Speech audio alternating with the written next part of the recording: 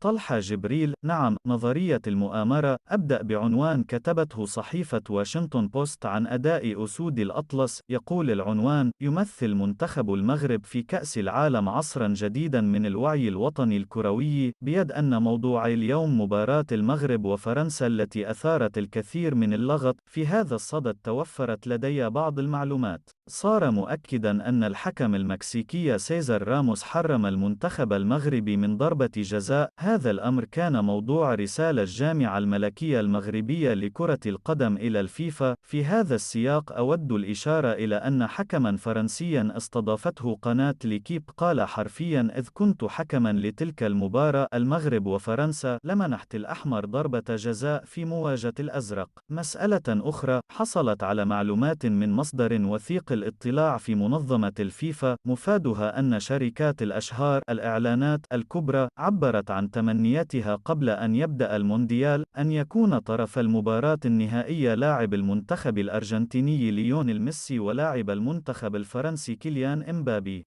لاقت تلك التمنيات اهتماما في دوائر صنع القرار، ولعل من المفارقات أن هذين اللاعبين يلعبان تحديدا مع فريق باريس سان جيرمان الذي تملكه قطر.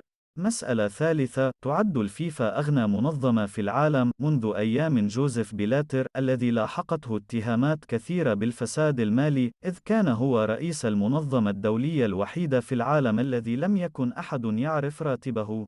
خلال فترته في قيادة الفيفا فتح بلاتر المجال لشركات الإشهار الإعلانات لتؤثر على قرارة الفيفا، لذلك لا يبدو أمرا مستغربا أن تعبر شركات عملاقة عن ما تراه مناسبا لتدفق أموال طائلة من الإشهار. المؤكد أن بلاتر رسخ الفساد في أروقة الفيفا. في هذا الصدد اكتفي بهذه الواقعة. اتهم زين ريفينين السكرتير العام للفيفا قبل سنوات بلاتر بارتكاب مخالفات مالية خطيرة، مشيرا إلى أن أخطاءه كلفت فيفا زهاء 100 مليون دولار.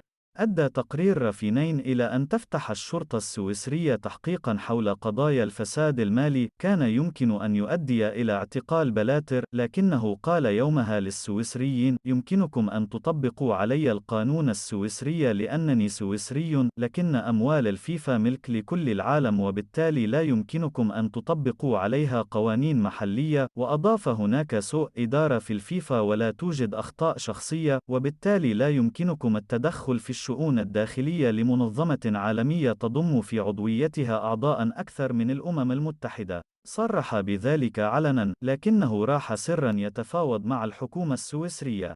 قال لهم بوضوح: إذا تمسكتم بموقفكم سأقترح على الفيفا نقل مقرها إلى موناكو، حيث لا ضرائب ولا ملاحقات قانونية. تراجع بعدها السويسريون.